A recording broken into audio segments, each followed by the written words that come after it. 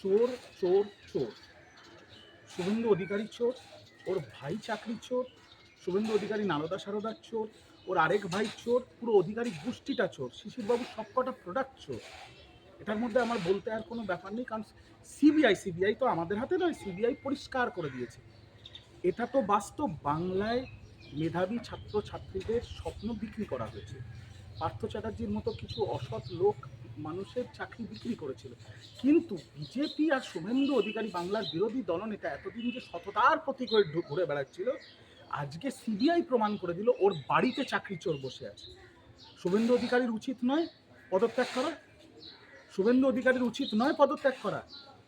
যখন আমাদের লিডারদের সিবিআই তদন্ত করতে ডাকে, জিজ্ঞাসাবাদ করতে ডাকে, প্রতিহিংসা রাজনীতি করতে ডাকে, তখন এই শুভেন্দু অধিকারী তো গলা ফাটিয়ে চেঁচায়, সব চোর সব চোর সব চোর, সরকার ফেলে দিতে হবে, মুখ্যমন্ত্রীকে পদত্যাগ করতে হবে। তো শুভেন্দুর ভাই চাকরি বিক্রি করেছে, শুভেন্দুর ভাই মেধাবী ছেলেদের স্বপ্ন চুরি করেছে, তো শুভেন্দু পদত্যাগ করবে না? এত নির্লজ্জ।